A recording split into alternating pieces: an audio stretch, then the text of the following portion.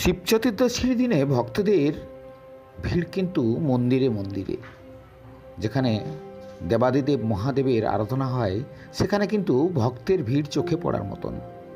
তবে সুন্দরবনের প্রত্যন্ত এলাকা পাথর প্রতিমায় যে শিব চতুর্দশীর মেলা হয় সেটা কিন্তু দেখার মতন।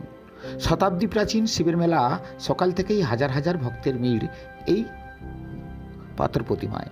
পাথর প্রতিমার রামগঙ্গা গ্রাম পঞ্চায়েতের দক্ষিণ শিব গোবিন্দপুর এলাকায় আজ থেকে প্রায় 110 বছর আগে 1321 সালে জঙ্গলের মধ্যে এই শিবলিঙ্গকে মাটির মধ্য থেকে উঠতে দেখেছিলেন জমিদারের লোকজন। তারপর থেকেই জাঁকজমকভাবে এই পুজো হয়ে আসছে। এই মেলা চলে দীর্ঘ 15 দিন ধরে। দক্ষিণ 24 পরগনা জেলার হাজার হাজার ব্যবসায়ীরা এই মেলায় তাদের দোকান নিয়ে বসেন। সবজি থেকে সোনা দোকান, সমস্ত দোকানে এই মেলায় বসতে দেখা যায়। বাদ যায় না অস্থায়ী এটিএমও। কথিত আছে প্রতি বছরই এই শিবলিঙ্গ সামান্য হলেও বেড়ে চলেছে। সকাল থেকে নদী, পুকুর, ঘাটে জল ভরে কিলোমিটারের পর কিলোমিটার মুখে শিবের নাম উচ্চারণ করতে করতে, ছড়া বলতে বলতে মেলা প্রাঙ্গণে উপস্থিত হচ্ছেন শিবের মাথায় জল ঢালার জন্য, মনোবাসনা পূর্ণের জন্য ভক্তেরা।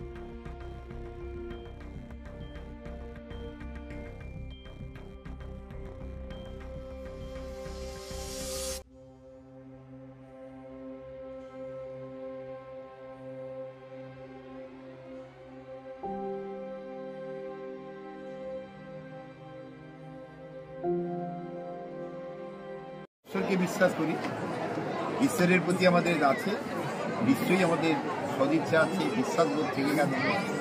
এই বিশ্বাসবোধের থেকে ব্রাহ্মণ মশাই যিনি প্রতিদিন পুজো অর্চনা করেন, তার দৃষ্টিভঙ্গিতে যেটা ধরা পড়েছে এটা বাস্তবমুখী যদি হয়ে থাকে এবং তিনি যেগুলি বলেছেন তার প্রতি আমাদের শ্রদ্ধা থেকে গেছে, তাহলে ঈশ্বরের অপার করুণায় এটা পরিবর্তিত হচ্ছে। এটা আমাদের ধর্মীয় বিশ্বাসকে আরও প্রকটিত করবে। এরকম থেকে 110 বছর আগে জমিদার শ্যামাচরণ নন্দকে বাবা মহাদেব স্বপ্নাদেশে বলেছিলেন যে আমি এখানে আছি, বাবা মহাদেব তুমি ধ্বংসস্তূপ সরিয়ে জঙ্গল পরিষ্কার করে আমার পূজা অর্চনার ব্যবস্থা করো। তা সেই থেকে 110 বছর পুজো হয়ে আসছে। দেখা যাচ্ছে কি বাবা মহাদেব প্রতি বছর একটু একটু করে বড় হচ্ছে এবং বাবা মহাদেবের মহিমা এমন যে বাবার কাছে কেউ কিছু মানত করলে কেউ কখনো খালি হাতে ফেরে না। এবং এখানে এই শিব চতুর্দশীর দিনে হাজারে হাজারে মানুষ বাবার মাথায় জল ঢালতে আসে, বাবার মাথায় পুজো দিতে আসে। এবং বাবা গোবিন্দেশ্বরের এই মেলা 110 বছর চলছে। মেলার এটাই ঐতিহ্য যে এই মেলাতে কোনোদিন কোনো অপ্রীতিকর ঘটনা ঘটে না। বাবা মহাদেব ভীষণ জাগ্রত, তার কাছে কখনো কেউ খালি হাতে ফেরে না। আমরা পরিচয়, আমার নাম শিবশঙ্কর নন্দ।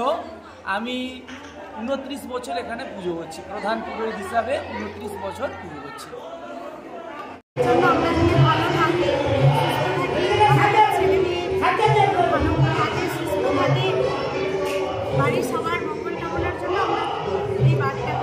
কোথা থেকে এসছেন? এখানে জল ঢালতে শুনেছি এই মন্দির নাকি জাগ্রত। আপনার নাম? মনস্কামনা পূরণের জন্যই ছুটে এসেছেন। আপনার নাম? আমার নাম সোনালী মাই, বাড়ি রামগঙ্গা। বাবা এখানে আমাদের তখন জন্মই হয়নি, হয়তো 110 বছরের পুরনো। আমরা এসে দেখছি এখানে বাবা আছেন, এখানে কতদিন অনুষ্ঠান হয় এবং আজকের দিনে অনেক মায়েরা মিলে এখানে শিবরাত্রি ব্রত যে করে এখানে সবাই মনস্কামনা পূরণের জন্য এখানে সবাই আসে। আপনার নাম? আমার নাম অনুরাধা মাইক। আজকের আমার বয়স 56 বছর। প্রায় জ্ঞান পড়ার কাছ থেকে আমি এই মেলার সঙ্গে যুক্ত আছি। প্রতি বছরই শুধু হাজারে নয়, লক্ষ লক্ষ দর্শক এখানে উপনীত হন তাদের মনস্কামনা পূরণের জন্য। এবং এর বাবার মহাত্ম্য এমন যে কোনোদিন কোনো অপ্রীতিকর ঘটনা এখানে কোনো ঘটেনি এবং তিনি খুবই জাগ্রত। আমরা সত্যিকারের রাতের বেলা এখান দিয়ে যেতেও খুব ভয় লাগে। জাগ্রত হিসাবে শঙ্খধ্বনি, ঘণ্টার ধ্বনি এগুলো বাজতে থাকে এবং মেলার উত্তরোত্তর শ্রীবৃদ্ধি হচ্ছে, এটাই আমরা কামনা করছি। বহু দূর দূরান্ত থেকে এখানে মানুষের দানের সামগ্রী হিসেবে আজকের ক্ষুদ্র ক্ষুদ্র জলবিন্দুর আকার যেমন সমুদ্রে পরিণত হয়, তেমন ক্ষুদ্র ক্ষুদ্র দানে এই প্রতিষ্ঠানটি গড়ে উঠেছে সকলের সহযোগিতা। এই কথিত আছে এই শিবলিঙ্গ মাটির তলায় ছিল, পরপর বড় হচ্ছে, এটা কি সত্যি? এটা সত্যিকারের ঘটনা। আমরা যত থেকে মাটি খুঁড়ে এটাকে পত্তন করা হচ্ছে, এখনও কোদালের দাগ মাথার উপরে রয়েছে এবং অনুমান করা যায় আমরা তখন থেকে দেখছি যে একটু একটু করে বৃদ্ধি হচ্ছে। এটা কিন্তু বাস্তব বাবার একবারে মহিমার জন্য এটা আমরা দেখতে পাচ্ছি। আপনার নাম?